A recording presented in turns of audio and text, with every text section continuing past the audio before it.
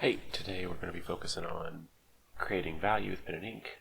Pen and ink value has to be approached a lot more deliberately than, say, something like charcoal or pencil. If you found charcoal or pencil difficult, you might enjoy pen and ink. In class, we will try to be using dip pens as much as possible with this assignment. You might want to make sure you're leaving your stuff up against the wall and not under your desk, because if someone knocks over an ink vial, it's going to ruin your stuff. You won't be able to get that out most of the time, so you've been warned. There are kind of three basic ways we'll talk about creating value. Each of them kind of works off the same principle, and that's how much of the paper is showing through and how much you cover up with a particular mark. The mark itself doesn't necessarily matter. So, getting first into hatching. Hatching is a process of using parallel lines to create value. The closer together the lines are, and the more numerous they are, the darker that area is going to appear. So you can see here on the right is a blank square, and then as they get darker, they add more and more vertical lines. Here's some examples of some drawings done with hatching. You just kind of continue to overlap them more and more where you want it to be darker. Cross-hatching is much like hatching, except you just alternate directions every time you want to go a step darker. It is not a bunch of little tiny X's. I hatch one direction, like you can see in this second box here on the right, and then when I go a step darker, I hatch a different direction, and then hatch a different direction. You can get really complicated with these, like this image on the left here, where every time there's a change in plane, they hatch a different direction, which really helps to give the illusion of depth. This is mostly how you would do pen and ink shading, I would say, most of the time. There is stippling. Stippling creates values by using a bunch of small dots. The closer together the dots, the darker the value. It's also, if I can be just 100% honest, an annoying one as a teacher, listening to you guys tap, tap, tap, tap, tap, tap, tap, tap. Drives me crazy. So when we actually do our school drawings later this week or next week, please don't use stippling unless you can do it very quietly. But you can get some really soft, beautiful values with this, like the flowers on the left. I do find when you do people with stippling, it makes it look like they have really bad pores. So I've used this term gradation a couple of times now.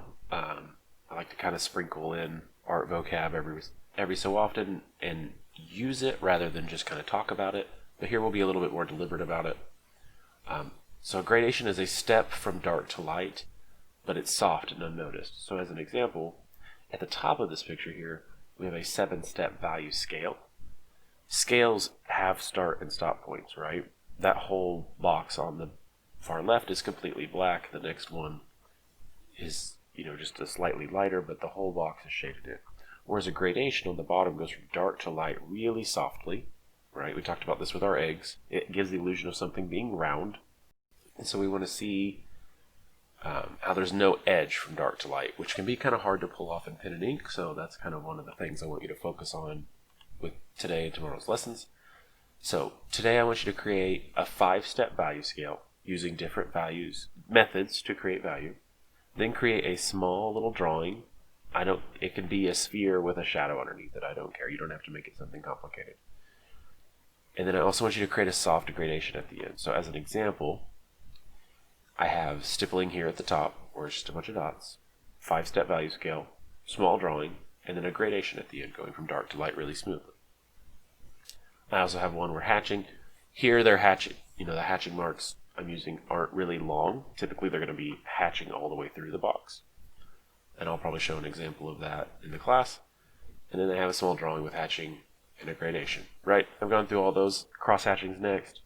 Then I did scribbling. Same process, right? The more my scribbles overlap and cover up the white of the paper, the darker the area appears.